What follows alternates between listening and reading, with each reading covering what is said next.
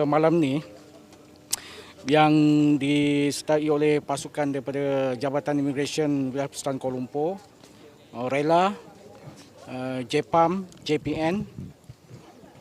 Kami telah memeriksa seramai 336 orang warga negara asing di lokasi di kawasan Bukit Jalil ni. Dan daripada 336 itu kita telah menahan seramai 104 orang warga negara asing yang melakukan berbagai kesalahan imigresen, iaitu tidak mempunyai dokumen, tinggal lebih masa. Mereka ini terdiri daripada 70 lelaki Indonesia, 1 warga negara Bangladesh dan 33 wanita Indonesia. Dan kita juga telah membuat pemeriksaan seramai 232 orang warga negara asing dan kami mendapati mereka semua mempunyai dokumen dan pas yang sah lah. So kita ucapkan terima kasih kepada jabatan-jabatan daripada RELA, JPM dan juga JPAM. Rata-rata mereka kat sini dah berapa lama dekat sini? Kita telah membuat tinjauan secara rambang dalam 2 tahun. 6 bulan ke 2 tahun, dan kita berasa sangat terkejut kerana ramai yang tidak mempunyai dokumen. Assalamualaikum warahmatullahi wabarakatuh. Nama saya Nurhanini binti Parmin. Nombor kad matrik saya KID 210504092. Saya dari Diploma Pendidikan Islam semester 3 kelas 2. Tajuk yang akan saya bentangkan ini adalah implikasi pendatang asing dan pemindahan teknologi. Sebelum saya meneruskan penjelasan tentang implikasi pendatang asing ini, saya akan menjelaskan sedikit sebanyak apakah yang dimaksudkan dengan pendatang asing. Pendatang asing merupakan golongan orang yang masuk dan tinggal di sesebuah negara secara haram. Ia juga bermaksud tidak mengikut undang-undang imigrasi, contohnya memasuki negara dalam keadaan mereka tidak mempunyai permit yang sah. Mereka juga tidak melalui pintu masuk utama yang telah ditetapkan oleh setiap negara, serta kedatangan mereka secara haram itu telah diaturkan oleh sindiket pemerdagangan manusia. Ada semut, ada gula. Inilah peribahasa yang menjelaskan bahawa keadaan ekonomi Malaysia yang menjadi tumpuan pekerja-pekerja asing sama ada secara sah atau secara haram. Keadaan ini turut menggambarkan suasana yang berlaku apabila pekerja asing begitu ramai datang ke Malaysia mencari rezeki lalu menghantar pulang hasil titik peluh mereka ke negara asal. Akibatnya, pelbagai kesan dialami oleh penduduk Malaysia dari segi sosial, ekonomi dan keselamatan. Persoalannya, apakah implikasi daripada kedatangan pendatang asing ini? Berikut adalah implikasi daripada pendatang asing yang datang ke negara kita. Pertama, mengancam keselamatan, kesihatan dan sosial masyarakat. Kedua, peluang pekerjaan penduduk tempatan tersekat. Ketiga, merugikan ekonomi negara kerana pengaliran wang ke luar negara. Saya akan menjelaskan 3 implikasi pendatang asing ini dengan lebih terperinci. Yang pertama, mengancam keselamatan, kesihatan dan sosial masyarakat. Pendatang asing yang tidak diawasi pergerakan mereka di dalam negara oleh majikan mereka, ini akan menyebabkan kadar jenayah ataupun kes-kes kecil di dalam negara kita semakin meningkat.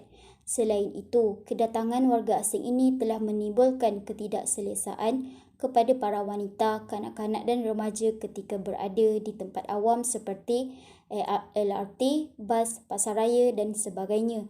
Oleh kerana segelintir warga asing ini melakukan gangguan seksual terhadap mereka dan ini menyebabkan para wanita, kanak-kanak dan remaja berasa khawatir untuk keluar secara berseorangan. Bukan sahaja terjadi kepada para wanita, akan tetapi melibatkan seluruh masyarakat dan menyebabkan mereka dalam ketakutan sehingga mengalami trauma. Seterusnya, pendatang-pendatang asing ini berpotensi tinggi sebagai pembawa penyakit berjangkit Oleh kerana disebabkan mereka datang secara haram, maka mereka tidak menjalani ujian-ujian kesihatan yang sepatutnya dilakukan dan itu menjadi punca pelbagai wabak penyakit datang daripada warga asing ini.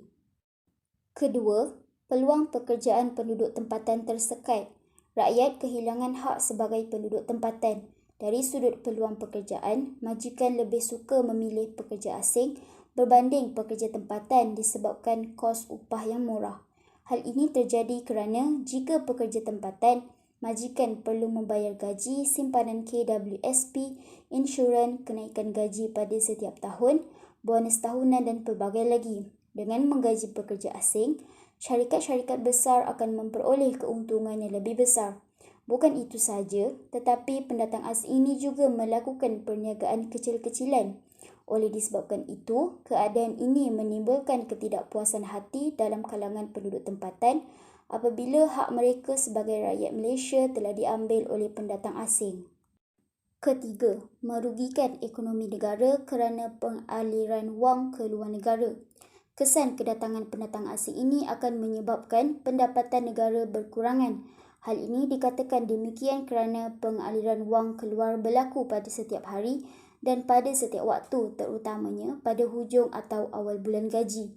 Pertukaran mata wang yang dilakukan oleh pendatang asing ini menyebabkan kerajaan menghadapi kerugian yang besar. Disebabkan kebanjiran kedatangan warga asing ini, kerajaan juga perlu memikirkan cara penyelesaian bagi masalah ini supaya penduduk tempatan dapat menjalani kehidupan tanpa rasa takut sekaligus hak penduduk tempatan tidak dieksploitasi oleh pendatang asing. Berikut adalah cadangan penyelesaian masalah bagi pendatang asing. Kerajaan perlu mengukuhkan lagi kawalan keselamatan sepadan negeri daripada terus dibolosi dan dicerobohi oleh pendatang asing. Selain itu, pihak polis perlu meningkatkan penguasaan undang-undang berhubung pekerja asing, terutamanya yang memasuki tanpa izin. Seterusnya, pihak berkuasa hendaklah sentiasa mengawasi dalang dan sindiket yang menguruskan kemasukan pendatang asing tanpa izin ini. Pelaksanaan yang dilakukan oleh pihak berkuasa ini akan mengurangkan kecenderungan kemasukan pendatang asing tanpa izin ke negara kita. Bila kita mengukuhkan kepada pasaran kargo, kita tidak harus melalui Klang Valley, Lembah Kelang. Kerana mengikut jajaran yang lama yang berakhir di Gombak, perlu melalui satu penyambungan line extension untuk menuju ke Port Klang. Dan untuk melalui ke Port Klang itu menyebabkan satu kos yang sangat besar kerana melalui kawasan-kawasan yang telah sedia membangun seperti kawasan Sungai Buloh, Sentul, Damansara, Petaling Jaya. Kos adalah sangat mahal untuk membina laluan penyambungan. Tetapi jika dengan jalinan yang baru daripada Mentakap, Jelebu dan berakhir di Port Klang, penyambungan ataupun connectivity antara port to port itu, maknanya land bridge konsep, berjaya dengan baik. Jelasnya, projek ECRL ini terbahagi kepada dua bahagian, iaitu Seterusnya, implikasi pemindahan teknologi. Apakah yang dimaksudkan dengan pemindahan teknologi? Pemindahan teknologi adalah satu usaha kerajaan mengimport atau membawa masuk peralatan dan pengetahuan seperti kemahiran, tata cara dan teknik asing dan baru untuk penduduk tempatan untuk meningkatkan daya produktiviti industri-industri tempatan. Selain itu juga, ia bertujuan meningkatkan pengeluaran bagi memenuhi keperluan sosioekonomi sesuatu masyarakat. Penggunaan alat-alat ini dalam kalangan masyarakat mendatangkan kesan positif kepada negara dan seterusnya menaikkan taraf negara kita ke arah negara maju. Berikut adalah implikasi pemindahan teknologi yang menjurus kepada kesan yang lebih positif. Pertama, membawa kepada perkembangan pesat. Kedua, mengatasi masalah kekurangan tenaga buruh. Ketiga, menambah pengetahuan dan kemahiran pekerja tempatan. Saya akan menerangkan setiap satu implikasi pemindahan teknologi ini secara jelas. Pertama, membawa kepada perkembangan pesat. Oleh disebabkan pemindahan teknologi ini berlaku, negara menuju kepada perkembangan yang lebih pesat seperti kemudahan infrastruktur yang dilakukan oleh kerajaan, seperti pembaikan jalan raya yang rosak, lebuh raya, kereta api, pengangkutan awam dan pelbagai lagi. Seterusnya, pengimportan alat rawatan perubatan boleh meningkatkan taraf kesihatan rakyat. Selain itu, kejayaan sesuatu industri mencetuskan semangat keyakinan diri di kalangan rakyat untuk menerokai kegiatan perindustrian yang lebih besar dan canggih pada masa hadapan dan mendatangkan pertumbuhan sosioekonomi yang pesat kepada negara. Kedua, mengatasi masalah kekurangan tenaga buruh. Mesin-mesin jentera membantu masalah kekurangan tenaga buruh. Contohnya, dalam sektor pertanian iaitu mesin penuai padi. Jentera menuai padi membantu penuai-penuai untuk menuai padi dengan lebih mudah dan cepat oleh kerana pertambahan rakyat tempatan yang memerlukan barangan keperluan daripada padi iaitu beras. Oleh kerana kita sudah menuju teknologi moden, penghasilan baka-baka yang baik mempergiat lagi proses pengeluaran dan meningkatkan pertumbuhan sektor pertanian sejajar dengan wawasan pertanian negara. Selain itu, dengan kemahiran dan teknologi-teknologi yang semakin canggih, kini kerajaan telah menaik taraf iaitu dengan penggunaan mesin-mesin robot ini dapat mengatasi masalah kekurangan tenaga buruh dalam perindustrian.